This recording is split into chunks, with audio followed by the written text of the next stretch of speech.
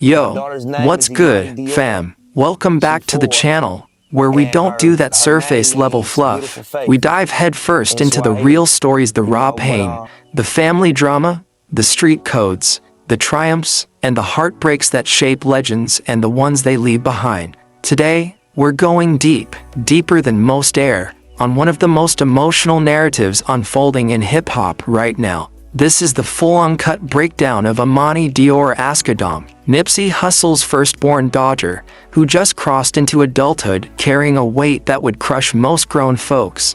Let's set the record straight from the jump. My daughter's name is Amani Dior in spirit here, but we're talking Amani, beautiful faith in Swahili, name that carries light and strength. She was just 4 when life started testing her in ways no child should face. She grew up without her father in the daily sense. After tragedy struck, she fought through a custody war splashed across global headlines. She inherited millions, but no fortune in the world can fill the void of losing your anchor too soon. And now, stepping into her 18th year, Nipsey Hussle's daughter, Amani Dior Asghedom, is navigating the streets of Los Angeles on her own terms. Some folks whisper she's starting to echo the same paths that made her father both a legend and a target. Amani Dior Asghedom just hit adulthood, and the life she's carving out would break your heart if you knew every layer of the full story. And today, we're laying it all out, no filters, no shortcuts. Yo, what's good, fam? If you've been rocking with us, you already know we keep it authentic. We dig into the facts, the family tensions, the street culture clashes, the quiet tears behind the cameras. We're going all the way in on this deeply moving chapter in hip-hop lore. This is the extended, heartfelt exploration of Amani Asghedom, Nipsey's firstborn, now stepping into womanhood with burdens most adults couldn't shoulder. We're talking a young woman who lost her dad at 10, got trapped in a very public custody storm that dragged for years, and is now standing at the threshold of real adulthood in one of America's most complex neighborhoods. Before we roll deeper, smash that like button and subscribe if you're new, because this journey is one you'll want to ride from start to finish.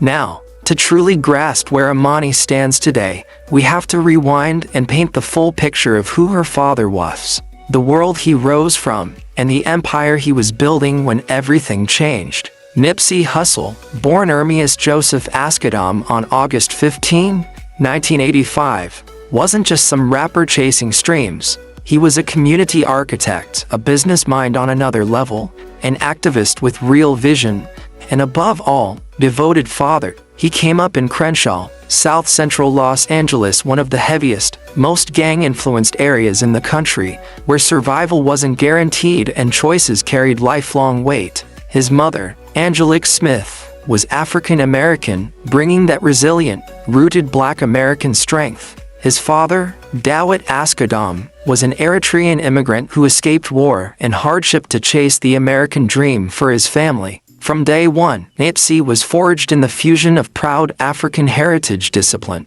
pride, hustle, and the unfiltered, gritty reality of South Central streets. By age 14, Ermias had stepped into the Rollins 60 Seconds neighborhood, Crips, one of the most established and influential sets in law. This wasn't some casual thrill or movie fantasy. In places like Crenshaw, gangs weren't just trouble, they were family structures, protection networks, sources of identity and belonging when systems failed. Nipsey understood that world from the inside, lived it, breathed it. But what separated him was the evolution. He took that knowledge and channeled it toward transformation. He started rapping with purpose. He bought property on Slauson Avenue. He opened the Marathon clothing store, literally reclaiming the block he grew up on, turning it into a symbol of ownership and progress. His 2018 debut album Victory Lap earned Grammy nods and critical love. He sat down with law enforcement, city leaders, and activists pushing real gang intervention. Nipsey cracked the code: rise from the streets and elevate them without forgetting where you came from. And he did all this while being present for his kids. But every light casts a shadow, and the painful chapter we can't skip is the one that shattered everything. On March 31, 2019, Nipsey Hussle was shot and killed right in front of his own Marathon clothing store on Slauson and Crenshaw. He was only 33. The shooter, Eric Holder, came from the same neighborhood, same circles. The senselessness of it sent shockwaves through hip-hop, through law, through the world. It left two young children, Imani and her brother Cross, to grow up without their father. The marathon, as Nipsey preached, was supposed to continue, but for his family, it became a different kind of long distance run through grief. Let's go back to the beginning of Imani's story. November 9, 2008. That's when Nipsey became a father for the first time. Imani Dior Askadam entered the world. Born to Nipsey and his then-girlfriend, Tanisha Foster, Nip was 23, still grinding underground mixtapes, building what would become a cultural and business empire. Fame and wealth weren't there yet, but the moment that baby girl arrived, something profound shifted in him. In the hood, we all know young fatherhood can break you or build you. For Nipsey, it ignited a fire like no other. He spoke openly about how becoming a dad reframed his entire purpose, his grind,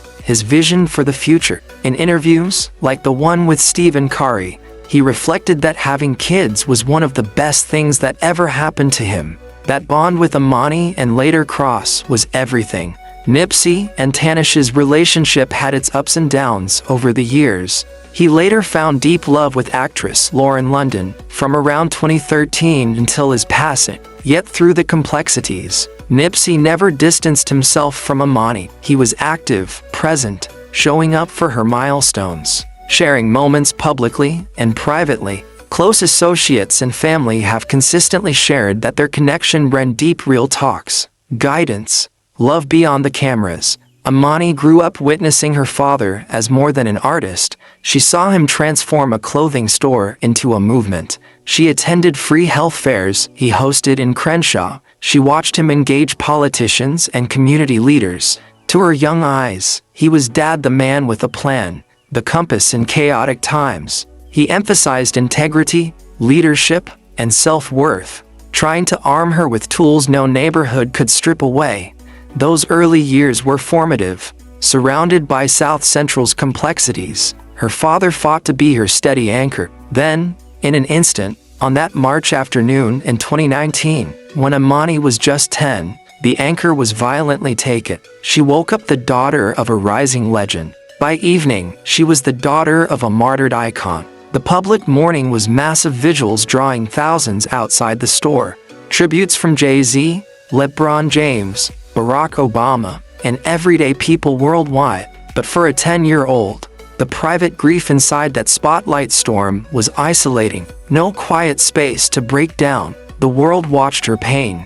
Weeks later, in May 2019, court hearings began. Imani was there when emotions overflowed. Tanisha reportedly broke down seeing her daughter. The fight was over legal guardianship. Nipsey's family, brother, Black Sam, sister Samantha, mother Angelique moved to secure guardianship, citing concerns about Tanisha's ability to provide the stability they felt Imani needed, including past issues alleged around substance use and incidents. Tanisha initially agreed, wanting the best for her daughter and trusting the family, but trust frayed. By 2022, Tanisha petitioned to end the guardianship, claiming restricted access, unfulfilled promises of support, and that Imani longed to live with her mother. Court filings captured raw pleas. Imani routinely asks me when she and I are going to live together, a mother fighting to raise her own child. On the other side, a grieving family protecting what they saw as Nipsey's wishes. For years, Imani was caught in the crossfire, grieving, navigating teenage life, while adults battled in courtrooms over her future. Headlines amplified every twist. It wasn't abstract. It was her daily reality, split between households, under public scrutiny. The turning point came in March 2025. After prolonged litigation, Tanisha Foster secured joint physical and legal custody of Imani, shared with Black Sam. Imani, then around 16, spends about 60% of her time with her mother and the rest with her uncle. Angelique and Samantha stepped back as co-guardians. Sam handles the family side, while Tanisha regained full parental rights. The agreement ensures continuity in school, activities, and decision-making. This resolution was significant. Families in similar high-stakes situations after street losses rarely reach such balanced agreements. It suggests priorities realigned toward Amani's well-being, and at her age, her voice likely mattered. Yet legal wins don't erase years of emotional limbo. The scars of division linger. Expanding on this chapter, imagine being Amani during those custody years. Mornings at one home, endings at another, holidays split, friends asking questions, social media buzzing with opinions from strangers who don't know the half. The weight of being Nipsey's daughter amplified every move. Therapy, worship, quiet family moments, all complicated by the legal shadow. Tanish's fight highlighted a mother's love and struggles. The Askadam side showed protective fierceness rooted in loss. Both sides carried pain for Nipsey's absence. These battles reveal how tragedy ripples money legacy and love colliding in family court. Now, let's talk resources and the bigger picture. Sustaining the family. In late 2023, Black Sam filed a state accounting showing over $11 million in assets, millions in cash, plus full ownership of All Money, Inc., Marathon Studios, Marathon Touring, Marathon Clothing, and trademarks. Amani and Cross are sole beneficiaries, splitting 50-50. Cross's share is managed by Lauren London. Amani is through the guardianship structure now evolving with the custody deal. This isn't dusty memorabilia, it's active businesses. Black Sam has been the driving force. Marathon Clothing thrives with the physical store and online presence. Plans for a Marathon burger spot near the original location signal ongoing investment in the community block. New Nipsey music teases in 2025 come with care, only releasing what Nip personally touched. Preserving integrity. Lauren London amplifies the mission, partnering on initiatives like the Nipsey Hussle 100,000 pitch competition with Microsoft and Earn Your Leisure, funding Black entrepreneurs and financial literacy, echoing Nipsey's core passions. The family isn't just surviving financially, they're expanding. But as we always say, money can't buy peace, direction, or heal every wound. Amani has resources many in Crenshaw dream of, yet faces unique pressures. Where is Amani right now? Born November 9, 2008, she's around 17 turning 18, coming of age in real time, living between her mother's home and Black Sam's in Los Angeles per the agreement. She's appeared at family events, community gatherings. Social media glimpses show a confident young woman inheriting her father's striking looks, charisma, and energy. In late 2024, a post from her drew massive love fans and OGs, noting the resemblance, flooding comments with support. Her eyes, her vibe, it's like seeing a piece of Nipsey. Continued. Bittersweet doesn't even cover it, but concerns linger in the community. Growing up in South Central, with Rollins 60 Seconds TIs in the family DNA, Nipsey was affiliated early. Black Sam rooted similarly, the cultural pull remains strong. Nipsey spent years distancing while bridging, brokering truces, buying back blocks. Yet streets don't flip overnight. Who's providing that daily, intentional guidance for Amani in the environments where her father fell? These aren't attacks, but genuine worries from those who loved Nipsey and saw the cycle up close. Inherited wealth offers options, but unchanged environments test character. Amani's reality, walking into rooms as an Askadam in Crenshaw, means carrying symbolism. Murals of her father nearby, the store where he died, a daily landmark. School, friendships, normal teen moments filtered through legacy. The protective circle is real community, extended family, activists, business partners watching over Nip's daughter. That love is powerful, yet it comes bundled with the same cultural norms Nipsey tried to reform. Observations of her potentially leaning into street-adjacent vibes aren't shocking to insiders. They're tragic echoes of cycles he fought. This story transcends one girl. It's about children of street violence in culturally rich, but structurally challenged communities. Patterns repeat without intervention. Nipsey understood. The marathon continues, work, grind, mission. For his kids, it's personal. Imani carries the name, blood, expectations of millions, expanding deeper into her world and future possibilities.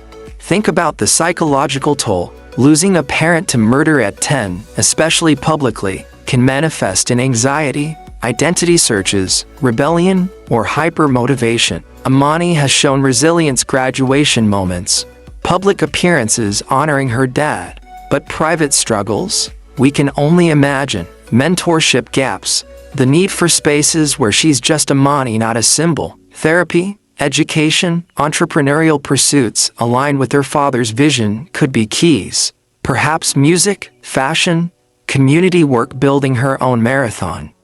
The family dynamics post-custody offer hope. Joint arrangement allows balance. Mother's nurturing, Lowell's legacy stewardship. Black Sam's businesses and leadership model discipline. Lauren's public advocacy sets examples of grace under pressure. Community programs Nipsey started can provide anchors. Youth centers, financial literacy workshops, arts initiatives tailored for Crenshaw youth. Yet challenges persist. Public scrutiny via social media amplifies everything. One misstep, trends, peer influences in law, streets mix with celebrity adjacency. Wealth brings opportunities, private schooling, travel, networks, but also isolation or entitlement risks. Navigating romance, career choices, self-worth amid daddy's legacy projections, broader reflections on legacy and breaking cycles. Nipsey's philosophy, ownership, community economics, perseverance offers a blueprint. Imani could champion it, launching youth funds, speaking on loss and resilience, expanding marathon concepts. Imagine her at 25, running businesses, mentoring girls from similar backgrounds, turning pain into purpose, or pursuing creative paths. ACLO, music with authenticity. The culture wants her to win, as extension, but as her own force. Supporters emphasize protection without stifling growth. Space for mistakes, learning, healing. Grief has no timeline. Public eye complicates it further, adding layers. Consider Eritrean African American heritage, cultural pride from both sides. Eritrean resilient stories, Black American innovation, travel to Eritrea, engaging diaspora communities. Education on history to ground her identity beyond law. Streets, economic side.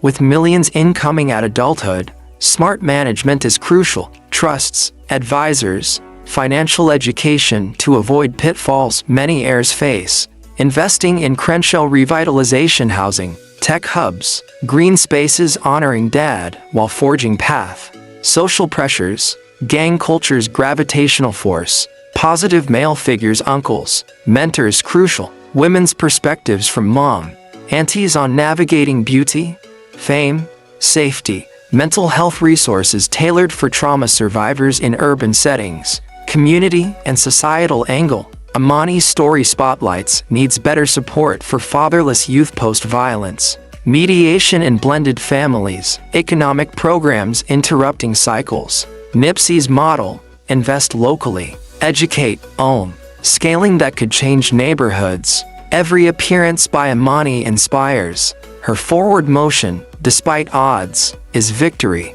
The marathon depends on her thriving not perfectly, but authentically.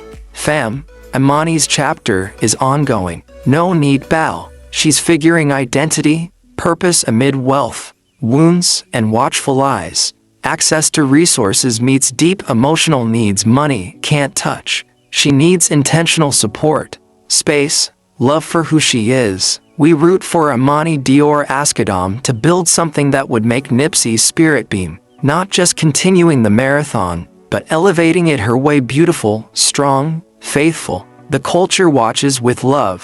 What path do you see for her? Drop thoughts below. If this hit deep, like, subscribe, share. More real stories coming. Peace. The marathon continues through her.